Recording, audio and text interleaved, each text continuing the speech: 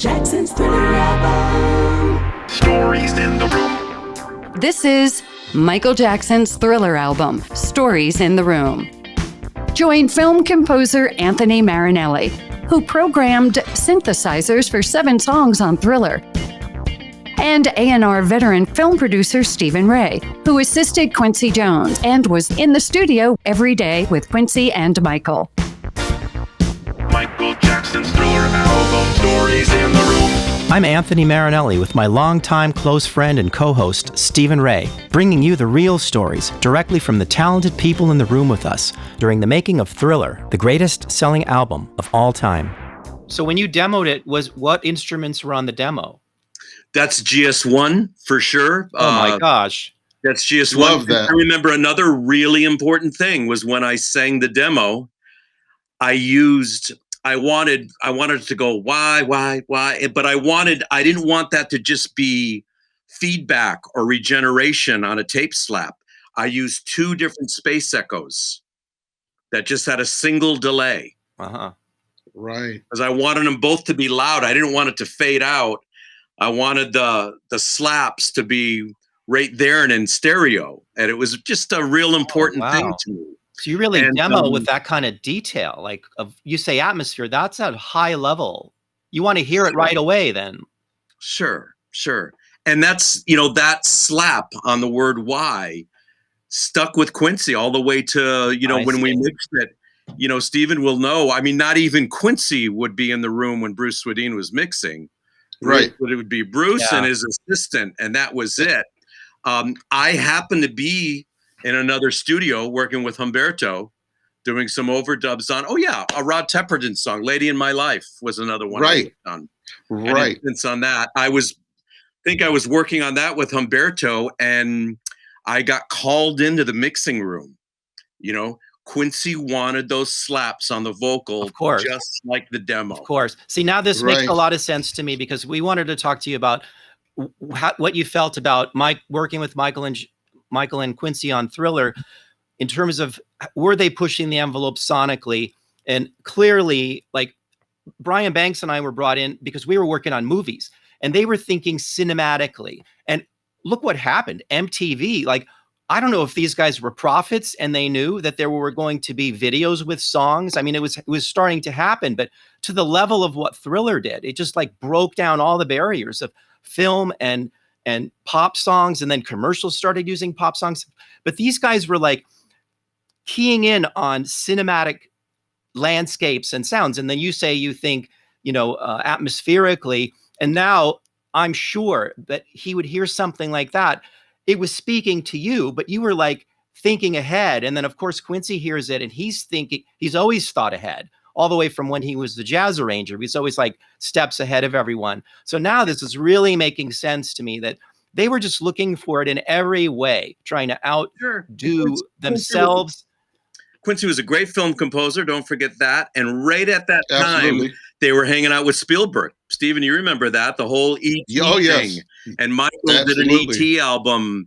We were doing that at the same time. We were all working on it at the same time. 2 different rooms. I had 2 rigs, the E.T. rig and the Thriller rig. So we had 3 one. So there were 3 rooms going. They were your brother Jeff was doing drums at Sunset Sound on Beat It. Yeah. Humberto was in Studio B across the hall with you and Luke doing the guitar part on Human Nature, and Quincy and Bruce were in A. It was nuts. It was I got to hand it to Quincy. I remember when I first heard it, I've admitted this, that he was pretty faithful as far as my demo went. You know what I mean? It was my drum machine part, my bass part using the micro composer. He let me play the basic Rhodes part on GS1.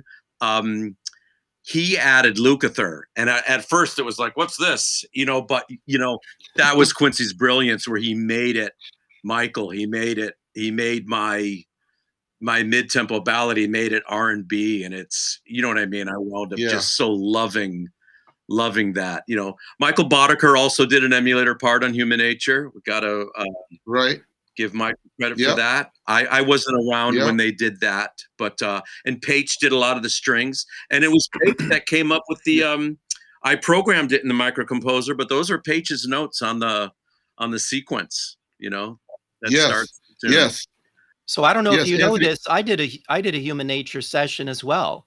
It was a union session, and to this day though, I could not listen to the song and pick out if it was synclavier string. I'm sure it was just some really background icing or something, or maybe it didn't make it. I have no idea, but I heard the whole song and I was like, oh my gosh, this is one of the most emotional songs I've ever heard. I mean, I really thought that at the time, like in a studio where because I'm doing sessions, but I never heard a song like that I was even confronted with.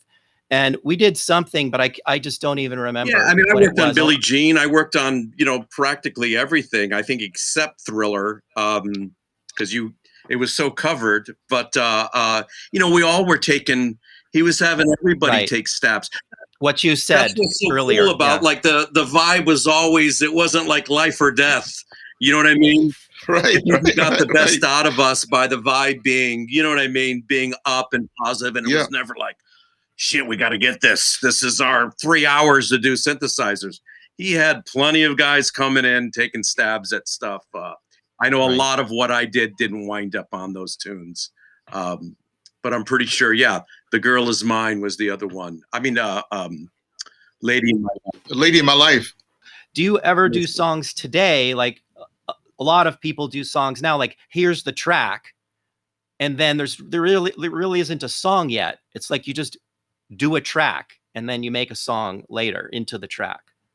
And do you think that's good or bad, or does it not matter? It's hard to explain. I remember a year later, Quincy wanted to hear, whatever for the Bad album. I had written a tune. I demoed up something, and I really did a proper demo. It was a finished song. I got Glenn Ballard to do the lyrics, and I really finished it. And Quincy's comment when he heard it was like, "Oh, you've already done it." Oh, right. You've already done it.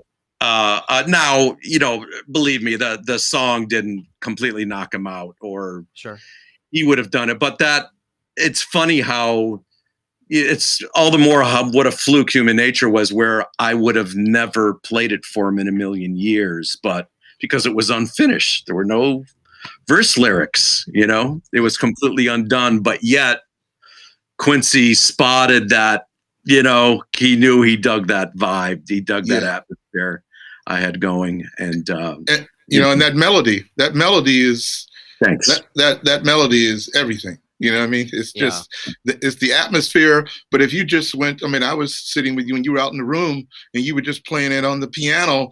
That was it. Oh. Without the atmosphere, it was just, the melody is just so beautiful. Join us for the next episode of Michael Jackson's Thriller album, Stories in the Room, with your hosts, Anthony Marinelli and Stephen Ray.